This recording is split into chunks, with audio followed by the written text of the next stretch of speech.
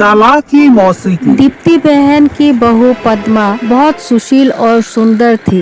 वो दोनों आपस में मिलजुल के घर का सारा काम कर लेती थी। ये बात कई लोगों को तो बहुत अच्छी लगती थी, लेकिन कई लोगों के लिए ये जलन का कारण बन गई थी।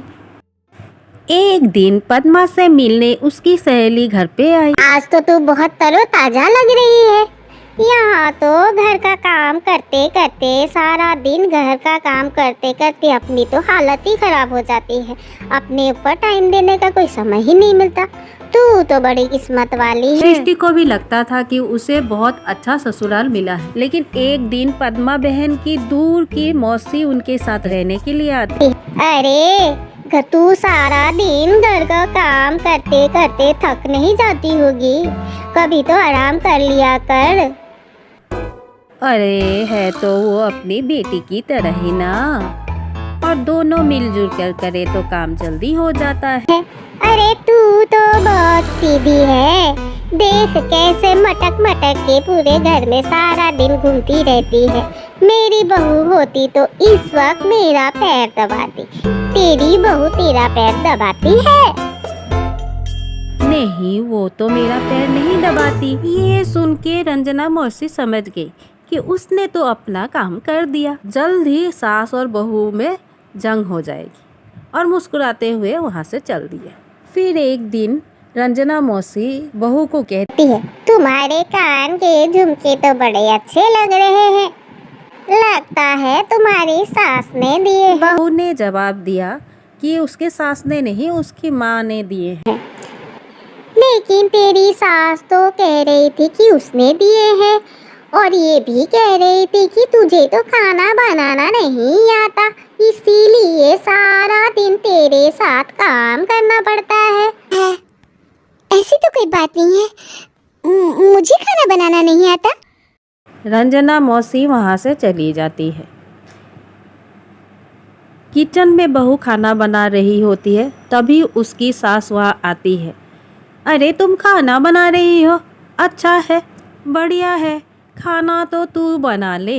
वैसे भी मैंने सुना है कि तू कहती है कि मुझे खाना बनाना तूने सिखाया है। हाँ माँ जी, सुना तो आपने सही है।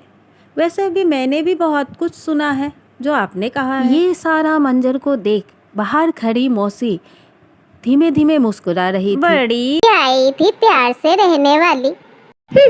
इन्हें कौन समझाए? सास कभी माँ नहीं बन सकती और ना ही कभी बहू। बेटी, शाम को रंजना मौसी पद्मा को बुलाती है। अरे पद्मा बेटी, जरा एक कप चाय तो दे दे। मौसी, चाय तो आप माँ जी से ले लीजिए। मैं तो किचन में पैर भी नहीं रखूंगी, मुझे कहाँ आता है चाय बनाना। पास से गुजर रही सास पद्मा की सारी बातें सुन लेती है। हाँ बहू रानी, तुझे तो कोई काम नहीं आता। रंजना, एक काम कर, तू जाके चाय बना ला, हम दोनों भी पीते हैं, और इसको भी दे देना एक कप।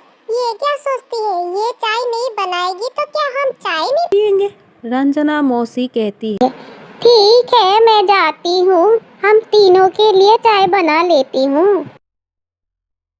रंजना चाय बनाकर लाती है और सोफे पर बैठे सास और बहू को चाय देती है। अच्छा, मैं थोड़ा मंदिर तक जाती हूँ, रात को शायद आने में थोड़ी देर हो जाएगी। रंजना देर रात घर आती है और पद्मा बहू को आवाज लगाती है। अरे पद्मा बहू, कुछ खाने को दे दे, मुझे तो बहुत जोर की भूख लगी है।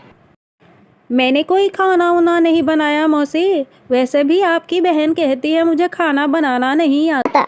हे भगवान, अब ये फिर से ना शुरू हो जाए। तभी वहाँ सास भी आ जाती है। रंजू, आज खाना तुम ही बना लेना, और थोड़ा खाना इसे भी दे देना, ताकि पता चले इसे भी हमारे यहाँ खाना कितना स्वाद बनता है।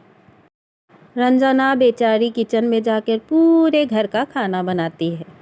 जब वो खाना बनाकर किचन से निकलती है तो सास बहू सोफे में बैठ के उसके खाने का इंतज़ार करती है।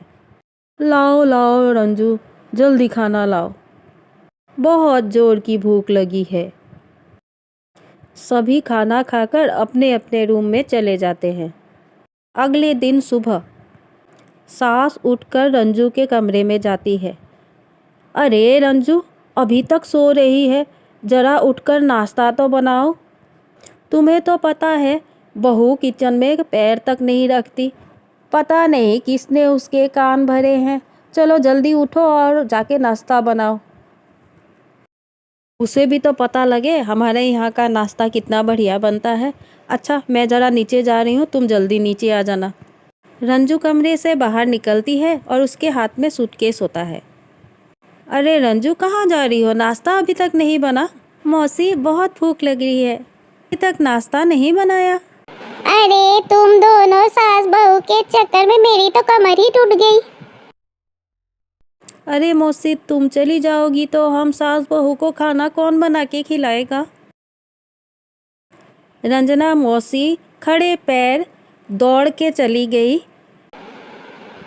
अरे मेरे बस की नहीं है, तुम दोनों के बीच में झगड़ा लगाकर पता नहीं मेरे की किस्मत फूट गई। बड़ी आई थी हमारे बीच लड़ाई करवाने। अरे कौन कहता है कि सास माँ और बहू बेटी नहीं बन सकती।